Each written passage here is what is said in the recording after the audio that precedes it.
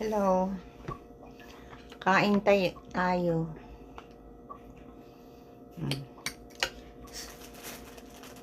Suotin ko ang salamin ni Lola Dobi. Ayan, okay, nag-work. Okay, kain tayo. Ito fried chicken, coleslaw, at ano yan? Kalimutan ko anong pangalan. At meron akong meron dyan ng atong pangalan.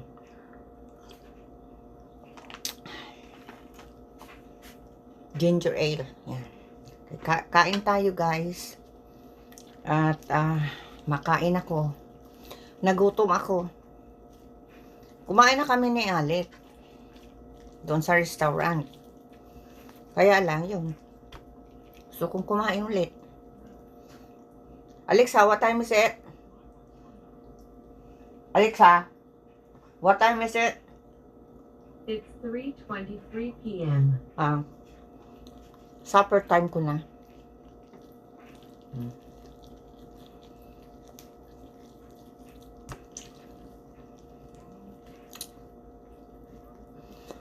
Yung nag-chemo ako.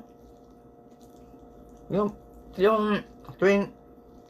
sa umpisa 2021. Wala talaga akong ganang kumain. Ayoko talaga, yung talagang wala akong ganang kumain. Pero sabi nung doktor sa akin, kahit daw wala akong ganang kumain ako. Kaya ang ginawa ko, para makain ako. Talagang, kahit anong ayoko talagang kumain. Naisipan ko baby food. Yan. Nagpabili ako ng baby food. Ayun, ininit ko. Dinagyan ko ng tubig. At in-straw ko. Ganyan straw. Kasi, dire-diretso. Pag na-stay dito sa bibig ko, para akong nasuka. May iniinom naman ako sa pansuka. Para hindi ako sumuka. Pero, ano pa rin, talagang pa rin ang pakiramdam ko. Ang side effect kasi pagkatapos ng chemo, mga 3 to 4 days o 5 days, nalabas na yung side effects. Ayun. Nawawalan kang gana.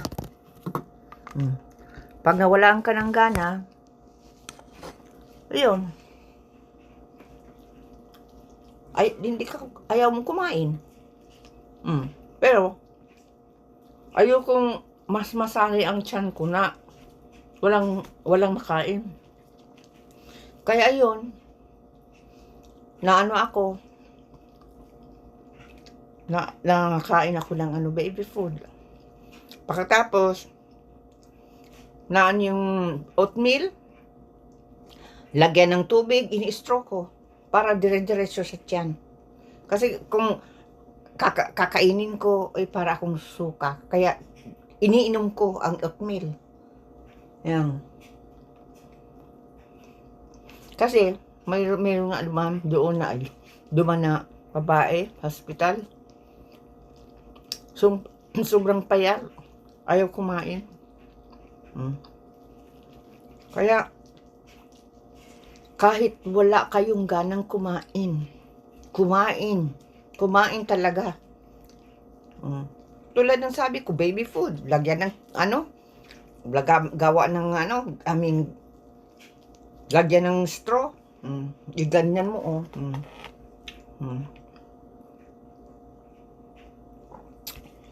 Yan. Diretso sa tiyan. Yan.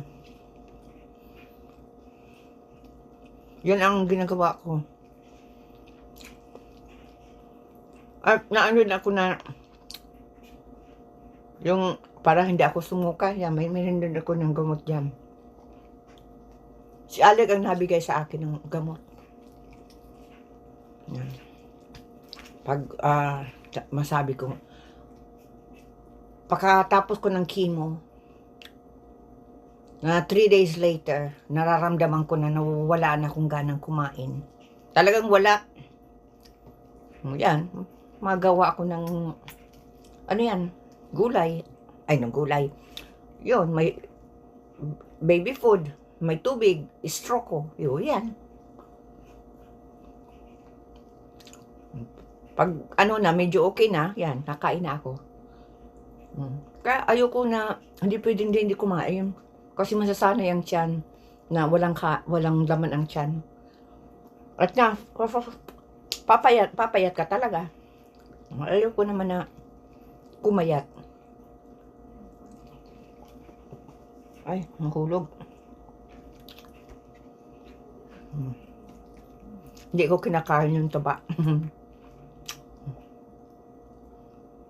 Yan. Yan ang ano ko. Saka, huwag isipin na may sakit. Kasi pag pinasabi mo may sakit. Yan. Talagang mawawalan ka na ng ng pag-asa sa buhay.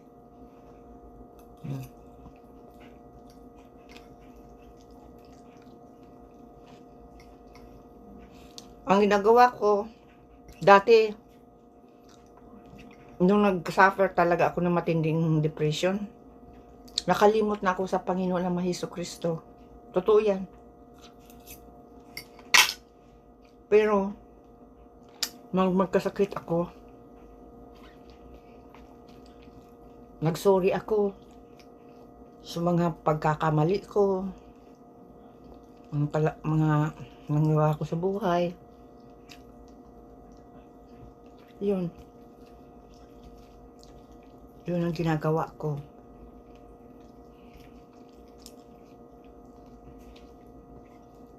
Ngayon, priority ko ng Panginoon na Jesucristo.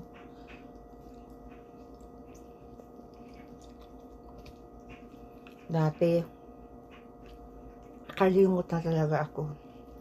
Huwag na kayong gumaya sa akin.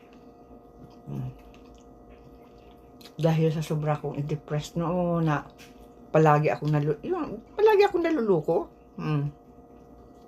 Yan pala. Yan.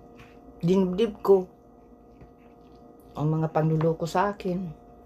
Kahit nga sabi ko, pamilya ko, kadugo ko, linuko ako. Pinasawa ko na lang yan.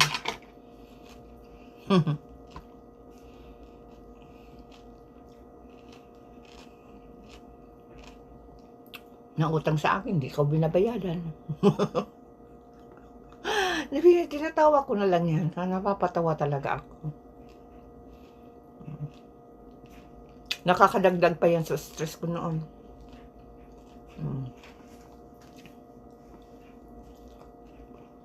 Nautang kahit may pera. Tapos hindi nabayad. Pag sinisingil ko, galit sa akin. Dahil ayaw niya dahil sinisingil. Natawa talaga ako. Natawa na lang ako.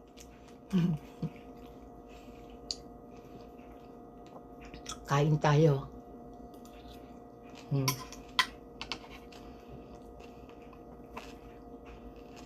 Hindi ako nag-make up. Yan.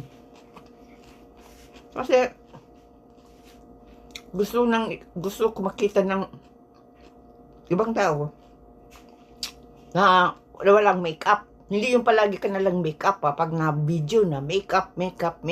Tapos pag nakita na walang makeup, magugulat. Ano yan?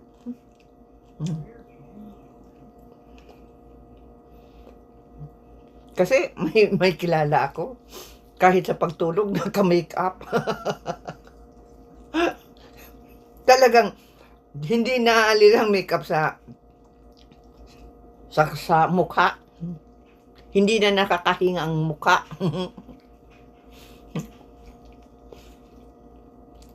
Pagkagising,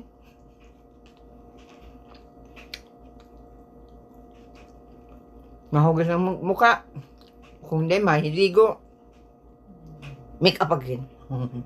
Tapos, pag ano na, pag hapon na, o noon time, touch up. Akala mo nagsusutin.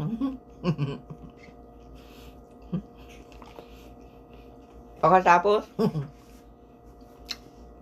pag bago matulog, itatatch up ang mukha. Kaya natawa ako. Pagkatapos, pagising, iganan-ganyan. Wala nang pahinga ang mukha. Talagang makapal na makapal ang mukha. Ay, ang mukha, ang makeup. Ako, walang makeup. Lipstick lang.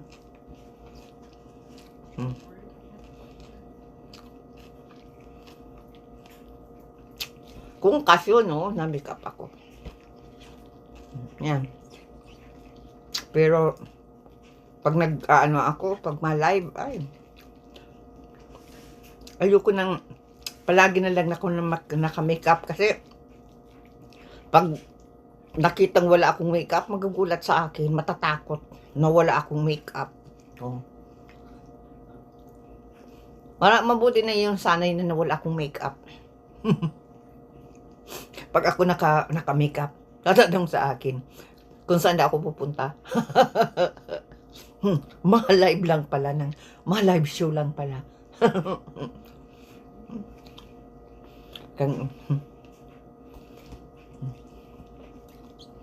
Kaya yung mga sakit dyan, huwag niyang isipin na may sakit kayo.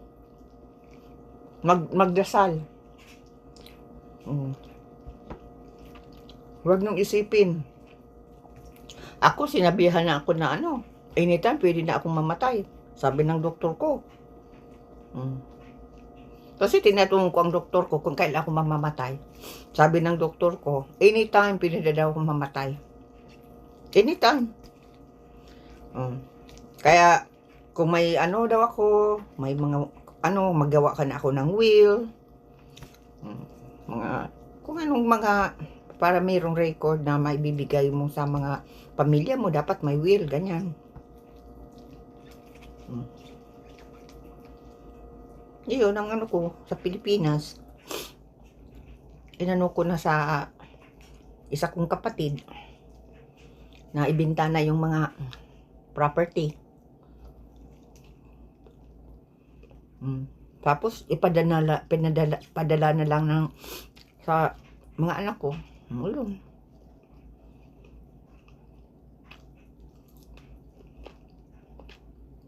Kaya, tapos nanood ako ng ng misa kay Father Joel. Maganda ang mga payo, mga homily. Iyan ang aking pinapanood araw-araw. Kung nakamiss ako, manunood ako. Tulad ngayong umaga, hindi ako nakapanood kasi nga magpa-CT scan ako.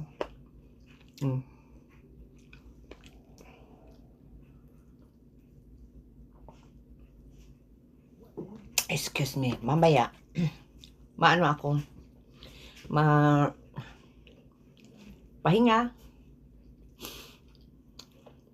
Tapos, yun, makikinig ako ng misa. Tapos, mahugas ako ng mga kinainan.